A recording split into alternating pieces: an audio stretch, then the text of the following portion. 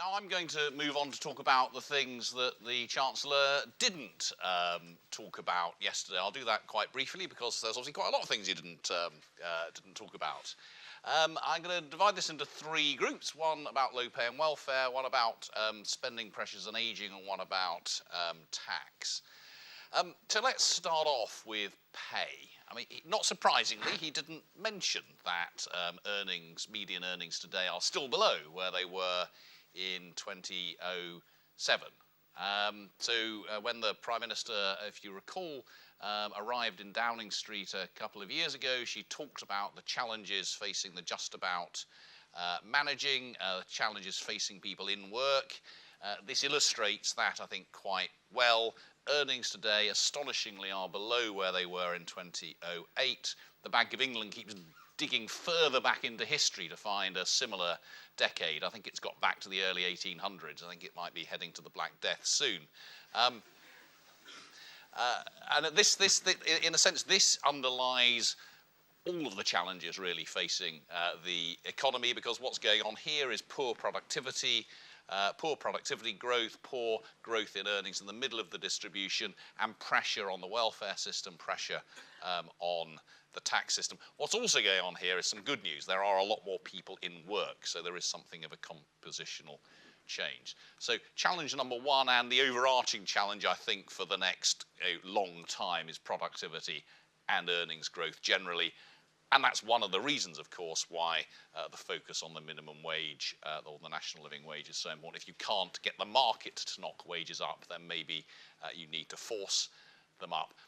A small advert for the fact that we are kicking off at the IFS a very big project looking at inequality and how to tackle it, which will go on for the next 4 or 5 years, chaired by Professor Sir Angus Deaton. And one of the many things we'll be looking at in that is what are the sets of policies in the labour market and in the welfare system that can do something about inequality and levels of wages, and where might minimum wages sit in that relative to, for example, a whole series of other policies. So number one, real problem with earnings growth. That translates into the second issue, which is that work is no longer a guaranteed way out of poverty. What is this showing us? 20 years ago, the majority of working age people who were poor were out of work. Today, the large majority of working age people who are poor are in work. Now, there is some good news behind this, which is that there are more people in work and there are fewer workless households, but this is against a world in which poverty itself has not come tumbling down. So the challenge for the welfare system here, and for the minimum wage system, and for all sorts of other parts of policy, is dealing with low pay. Again, think back to the Prime Minister in the summer of 2016, looking to help the just about managings. Classically, in a sense, they are the low paid who are still trapped in poverty. So big challenges there. The working age welfare system, of course, the benefit system plays a very key role in dealing with that. You will have heard, because it is true, that there have been big cuts in welfare benefits over the last 8 or 9 years. Big cuts in tax credits, big cuts in the generosity of housing benefit, big cuts in the generosity of some disability and incapacity benefits. And what I'm going to come on to in a minute is a freeze in the nominal levels of many other benefits. And yet, all of that has achieved little more than a stabilisation in that working age benefit budget at a level about 4 times or 5 times what it was 30 years ago, and double what it was only 20 or so years ago.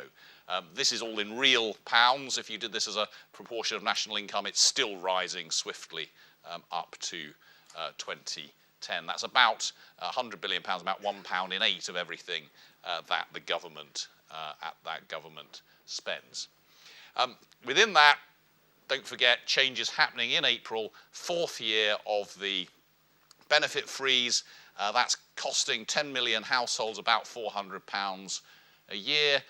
Of the 7 million households, so 3 million of those 10 million are just affected by the child benefit freeze. The other 7 million are losing about £560 a year on average. You'll see the random impact of this policy. The first couple of years had very little impact because inflation was very low. And again, this is a Brexit effect. As the pound fell, inflation went up, and the impact over the last couple of years has been significantly higher. So big changes impacting households, lower income households, which have had very little publicity. I could go on about the working age welfare system. My colleague Rob Joyce, as part of our 50th anniversary celebrations, more big news at the IFS, has a lovely presentation on the website which you can see, which goes into all of these things in a great deal more detail. So, second set of challenges we didn't hear much about, ageing and the future of the state. Now, you will have heard a lot about this, and I think the key point to take from this is things really are beginning to hot up on this topic.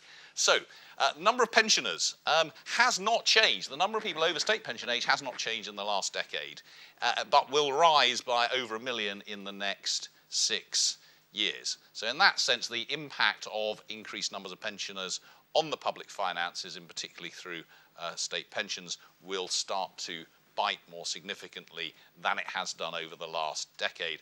Now, why is that? Well, that's essentially because state pension age has risen. Had female state pension age not moved from 60 to 66 and the male one from 65 to 66 over this decade, you would have seen a much bigger increase. You would have seen a big increase in numbers of pensioners, numbers over state pension age over this period. So 2020 is actually the point at which these numbers begin to move up on that lower line. Now, what does that mean? Well, this line is showing you the first part of it, actual spending on health, pensions and long-term care as a fraction of national income, and then it goes on with forecasts based on OBR numbers. What you can see initially is that about 10% of national income went on these things back at the turn of the century. That's already up around 15%, so 5% of national income more. That's a lot. That's an extra £100 billion, and then you can see the line continues on upwards. Now, there are of course policy choices within that, and that's not all driven by ageing, because there are other things that push up spending on health. But that is essentially a considerable consensus among people who look at this, that's the kind of path you might expect those numbers to be on. Now, how does that fit within the state? Well, this line is showing total spending as a fraction of national income. It's gone up a bit since the end of the 1990s. It peaked during the recession. Let's suppose it sticks at around 40% of national income going forward. That obviously leaves the question, what does that leave for everything else? And the answer is not very much. So this is showing what fraction of total government spending is going on things that aren't health, pensions and social care. Well, that's come down already from about 70% to just over 60% of all spending. On these trends, at least, these lines cross over around about 2040. In 2040, on these trends, if we don't grow the size of the state, half of everything it does is just health, pensions and social care. I'll come on to the issue of whether whether we might be able to grow the state later. But that is a challenge that is beginning to get more urgent. And it's worth saying, if you look at health spending, for example, back in the year 2000, it was about just under a quarter of public service spending. On current plans, it will be knocking on for 40% of public service spending. That's not all government spending, but just of that bit which goes to public services by the mid-2020s. So health spending really is taking a very large chunk of spending as we go forward. So can we accommodate that by cutting other spending? Well, I could have shown you one of our traditional charts showing how much other spending has been cut over the last decade, but just some illustrations here. There have been significant cuts in prison spending and dreadful things going on in prisons. The scope, it seems, for cuts in that particular public service are limited. One of the very small things that the Chancellor did yesterday was offer a little bit more money for the police. There's been school spending cuts per pupil since 2009-10. The point is, the chances of big additional cuts in these or most other public services to pay for health and pensions and so on do not look to me to be very great. I'm going to focus briefly on three particular issues which I think don't get enough attention now. The first is for further education and sixth form. We hear a lot about schools, we hear a lot about universities, we hear very little, it seems to me, about what's going on in further education and sixth forms. What the top line here is showing further education, 16 to 18, that's effectively school, sixth form colleges. Spending on those have come down by 22% since 2010.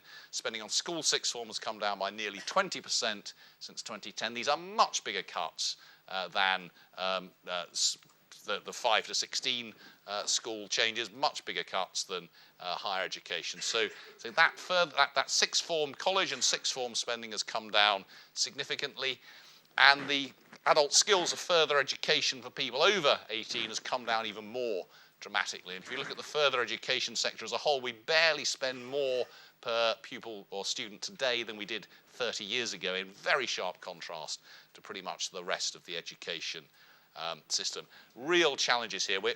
This is the background, the backdrop to the Auger review, which we might see come out in the relatively near future, where at least some of what's been trailed suggests that he is looking at finding ways of getting more money into this sector, possibly taking it out of the higher education sector. We will see. So that's one, I could have chosen all sorts, but that's one, I think, really key long-term challenge, which relates, of course, also to productivity and earnings. Second area I think gets far too little attention is what's going on in local government. So what's this showing you? Well, the far left, as you look at it, dark green bar, is saying that real spending per capita by local government has fallen by a quarter since 2010. And the other dark green bars are showing you that those cuts have been bigger in areas in local authorities which are more deprived on a standard measure. That's a direct result of the way the government has changed the grant-making system to local authorities. The lighter green bars are showing what's happened to social care spending. Now remember, local authorities are the bit of the public sector responsible for social care spending. That has also been cut, and this is adult social care, but it's been cut significantly less than overall spending by local government. And indeed, children's social care has, if anything, gone up a bit over this period. The result of that is that rather like the state itself becoming more and more focused on health, local government is becoming more and more focused on social care, leaving less and less, and therefore much bigger cuts for everything else it does, whether that be garbage collection or libraries or local economic development or planning or what have you. And if you look at those numbers, the cuts there are really very substantial indeed. A third thing I want you to take away from this in terms of long-term challenges is that it is part of the government's policy and strategy to get local government to be more self-sufficient and essentially be funding itself from council tax and business rates. The amount of central government funding going to local government has come down dramatically, and it's intended to go towards zero. Business rates and council tax cannot go up fast enough to keep up with the increased demand for social care. So if that's the way that we go, then either social care will have to suffer or local government have to stop doing pretty much everything else, or I think more likely we're going to have to find some other tax base to fund local government. The third thing I want to just draw a little bit of attention to is what's happening to public sector pay. So this top line is showing, just in raw terms, what is the difference between public and private sector pay. Now, public sector workers earn a lot more than private sector workers on average because the large majority of them are graduates, doctors, nurses, teachers and so on, and the majority of private sector workers are not graduates. So this is not saying the public sector is overpaid. And this bottom line is an attempt at adjusting for the differences between public and private sector workers. The key thing, though, is to look at the trend. Where are we now relative to history? And where we are now relative to history is at a 30-year low for public pay relative to private pay. The last time it was anywhere near this low was the beginning of the 2000s, when there really were serious recruitment problems. There was an increase in pay and so on across much of the public sector to deal with that. We are beginning to see, or more than beginning to see, some of those problems in some parts of the public sector now. That is a challenge for the future too, and the near-term future. Finally, something on tax. So we've got all of those challenges. So what about raising tax to pay for them? Well, here's the bad news, as it were. Looking at this bottom line, which is the tax as a fraction of national income, that is already today at its highest level, essentially in any sustainable sense, other than a kind of one-year peak, since the early 1950s. Now, you see, that's not dramatically so. I mean, it's been growing only very, very gently over the last few years, but it is not the case that we are at a position in our own history where taxes are relatively low. In our own history, taxes are at a relatively high level. And even within that, and I could go through lots of these things, there are challenges even maintaining the tax base. There's a big growth in numbers of company owner managers and self-employed. For the same earnings, they pay a lot less tax than employees, and the OBR and others have drawn attention to this as a danger for the tax base. We have an indexed fuel duty for the last 9 years. We're losing more than 5 billion a year as a result of that. That seems to be gone pretty much forever. As we move to electric cars, we could well lose 30 billion of fuel duty in the long run. We need to find ways to replace that. Taxing multinationals, taxing digital companies.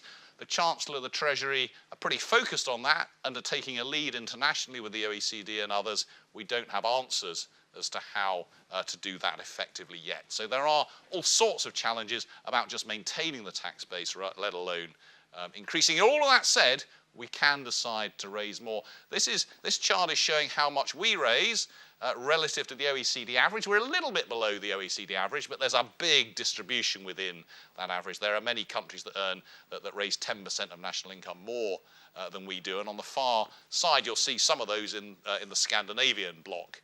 You see we're a little bit below the G7. Remember, the G7 includes the US, which has a pretty low tax rate, and we are rather further below the EU15. So there are countries clearly which are successful, which raise a lot more in tax. But the thing to take away from this is they don't do that by getting loads more from corporation tax. Essentially, we get about the average amount from corporation tax.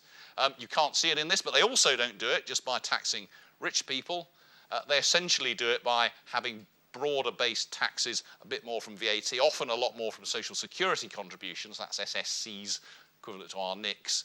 But that's largely because they have different structures of pension systems to the ones that we do. Even in Scandinavia, yes, they do get some more money from high earners, but they also get quite a lot more from middle earners as well. So the point here is you can raise more taxes, but it requires broad-based tax increases. And of course, we need to sort out all sorts of things in the tax system. I'm not going to run through this list. This list could have been 6 times as long. But I will say one very last thing, which is about the bottom one here. We are now in this very odd position where, having had decades actually, where there was a presumption that bits of the tax system would move with inflation. The Rooker-Wise amendment in 1977, I think it was, saw to that, which said that you basically had to increase unless you said otherwise. We had to have big impact parts of the income tax system which don't go up in line with inflation. So the £100,000 point at which the personal allowance gets withdrawn, we now have a more, is the same now as when it was first mooted back in, I think, 2007 or 2008. It now captures about 50% more people than it was initially expected to capture. They're paying a 62% marginal rate on more than £20,000 of income. That is a big structural change to the tax system since that was introduced, which has just happened as a result of inflation. There are now a third more people earning over 150,000 or with incomes over 150,000 than was the case back in 2007 when the last pre-announcement figures were available. Now, you might not worry very much about people earning over 100 or 150,000 pounds, but there's another element of the system, which is child benefit being taken away from people earning more than 50,000 And as you can see, when that policy was introduced in 2013, that was affecting about 12 or 13% of families. Very soon that will be more than a fifth of families affected by that policy. Now, these are ways of getting more money in over the longer run, but very untransparent ways of doing it. So really, that's just to conclude.